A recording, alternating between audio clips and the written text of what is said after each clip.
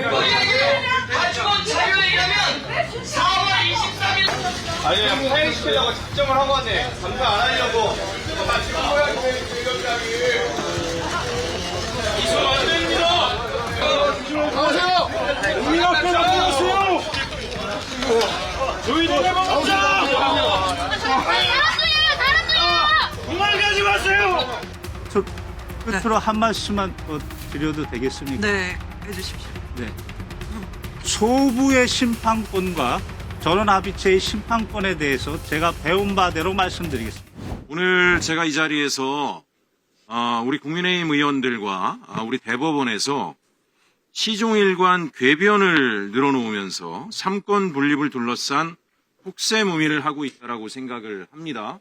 그래서 관련해서 제가 변호사님께 몇 가지 좀 여쭤보려고 하는데요. 변호사님의 탁월한 식견으로 답변을 해주시기 바랍니다. 제가 알기로 이 삼권 분립이라고 하는 것은 국민을 위해서 생긴 거 아닙니까? 시민을 보호하기 위해서. 그렇습니다. 예, 이권 분립 뭐 이런 것도 하다가 행정부와 사법부만 분리하는 것만으로는 둘이 또 결탁해서 국민을 괴롭힐 수 있기 때문에 권한남용으로 결국 입법부까지 포함한 삼권 분립이라고 하는 것이 민주주의의 중요한 원칙이 됐는데요. 지금 오늘 우리가 지난번에 대법원장, 조희대 대법원장 청문회라든가 오늘 대법원장을 이 자리에 증인 요청하고 한 것 자체가 사법부의 독립을 훼손한다, 삼권 분립을 훼손한다 이런 얘기를 하는데요. 제가 볼 때는 내란과 계엄을 저지른 행정부가 삼권 분립을 심각하게 훼손한 거죠. 그런 합리적 의심이 강하게 듭니다. 예. 그리고 두 번째로 군을 동원해서 국회를 찬탈하고 계엄을 하고 내란까지 저지르고 있는 그 상황에 삼권 분립에서 상호 견제로 국민을 보호해야 할 사법부가, 대법원이 성명서 하나 안 내고 입 다물고 가만히 있는 것은 적어도 동조하거나 이 삼권 분립이 무너지는 것을 방기한 것이 아닌가 저는 생각하는데 어떻게 생각하십니까? 매우 부적절하거나 또는 위법의 소지가 있다고 합리적 의심이 가능합니다. 그렇죠. 또 한 가지, 당일 계엄 해지 의결을 하는데 우리 국민의힘의 대다수 의원분들이 계엄 해지의 의무를 충실히 이행하지 않고 도망을 가서 당사에 숨어서 계엄 해지가 안 되도록 방해하려고 하는 태도를 보였는데 이 또한 삼권 분립을 심각하게 위반하거나 훼손한 행위로 볼 수 있지 않습니까? 국회의원은 그 임무가 헌법과 법률에 따라야 합니다. 당일 계엄 해제를 위한 동의 절차에 적극적으로 나서지 않았다면 그런 의심이 충분히 합리적으로 가능합니다.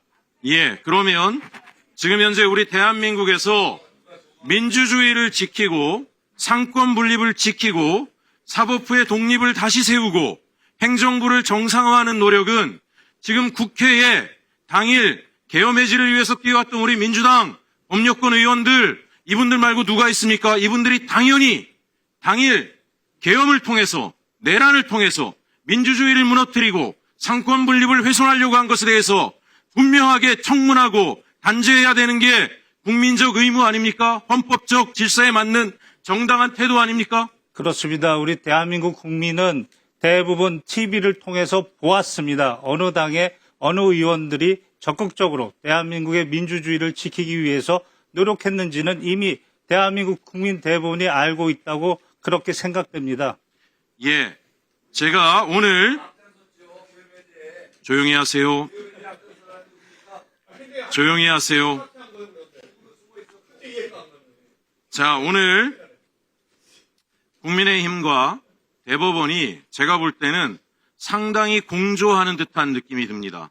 하루 종일 우리 김 변호사께서도 여기 참고인으로 계시면서 느끼셨는지 모르겠는데 둘이 서로 말을 주고받으며 정상적인 국감 진행을 방해하고 내란 세력 척결을 위한 이 엄중한 자리를 계속 방해하고 시간 끌기로 일관하고 있는데 제가 볼 때는 도둑이 제발 저린다고 삼권 분립을 훼손했기 때문에 상호 간에 부끄러운 지난 시간들을 감추기 위해서 공조하고 있는 게 아닌가 생각이 되는데 우리 김 변호사님은 어떤 느낌이 드셨습니까? 한 말씀 드려도 되겠습니까? 예. 삼권 분립은 헌법 정신입니다. 입법권과 행정권은 국민의 직접적 민주적 정당성이 그쪽으로 흘러갑니다. 다만 대법원은 임명권이라는 간접적인 민주적 정당성이 들어갑니다. 삼권 분립 그 자체가 목적이 아니고 삼권 분립은 균형 그리고 견제입니다. 균형을 위해서는 우리 헌법 40조가 입법권을 국회에 줬고 사법권은 헌법 101조에서 법관으로 구성된 법원에 주었습니다. 거기까지는 균형입니다. 그러나 견제도 두었습니다. 견제는 법원이 입법, 국회를 견제하는 기능, 권한은 헌법 101조 1항 위헌법률 심판 제청, 신청권입니다. 반면에 국회가 법원을 견제할 수 있는 권한도 두었습니다. 그게 첫 번째가 헌법 104조 1항과 2항에서 대법원장과 대법관에 대한 임명 동의권입니다. 그리고 가장 중요한 게 헌법 65조의 탄핵, 소추, 발의입니다. 아무리 법관이라 하더라도 그 법관의 판결 내용이 아닌 직무 집행과 관련된 그 지점에 헌법과 법률 위반이 있다면 당연히 탄핵 소추의 대상입니다. 그 전제로서 특정한 사안에 대해서 국회가 질문하고 증인으로 요구해서 채택되면 누구나 대법원장도 누구나 특별한 법률의 규정이 없다면 나와서 증언을 해야 되는 것입니다. 바로 불출석 사유라는 것은 그런 특별한 규정의 객관적인 사유를 이야기하는 것이지 본인이 이야기하고 싶은 의견서는 여기서 충분히 이야기할 수 있다고 저는 그렇게 배웠습니다. 예. 제가 오늘 우리가 내란범에 대해서 사형과 무기징역까지 최고의 형벌을 내리는 이유는 이 내란이라고 하는 것 자체가 주권자 국민에 대한 배반이자 대한민국 민주 헌정 질서에 대한 가장 심각한 중대 범죄라고 하는 그 의미를 담고 있다고 생각을 합니다. 그렇습니다. 예, 그런 차원에서 오늘 우리 입법부가 이 내란 척결을 위해서 이 엄중한 시기에 국감을 한다라고 하는데 사법부의 독립을 이야기하면서 오히려 국감을 방해하거나 하는 것은 저는 내란에 대한 연장이자 지속적인 공조라고 생각을 합니다.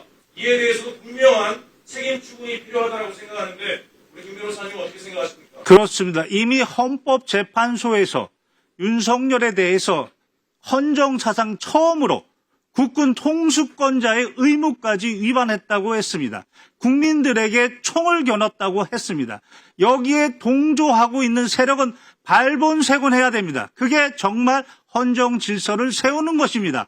그런데 국민이 보기에는 그 재판을 담당하는 직위원 법관이나 그리고 대선과 관련돼서 이렇게 속전속결을 통해서 정치적 선택 내지 정치적 중립 의무를 위반했다는 그런 합리적 의심이 강하게 드는 것은 당연히 주권자 국민으로서는 궁금한 점을 알아야 하고 그것은 국회를 통해서 알 수 있는 것이 그게 바로 헌법의 견제 수단입니다.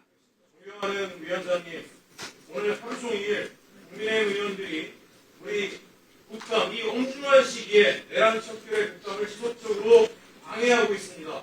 이 부분에 대해서 보다 엄중한 조치를 통해서 지금 국민적 분노 또 이 국민을 배반한 것에 대한 심판이 정상적으로 이루어질 수 있도록 역할을 부탁드립니다.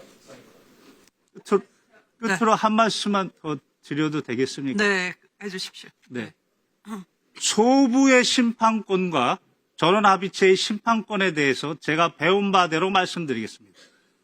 법원조직법 7조 1항은 주어가 대법원의 심판권은 이라고 되어 있습니다.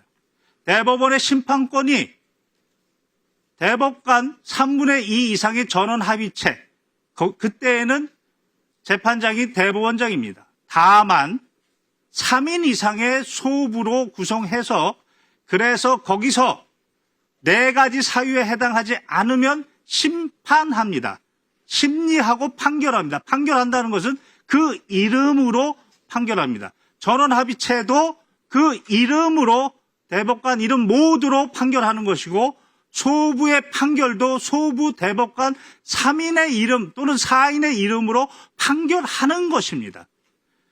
그 심판권은 구별이 되는 것입니다. 전원합의체 판결이 있습니다. 1982년 9월 28일입니다. 8149 전원합의체 판결입니다.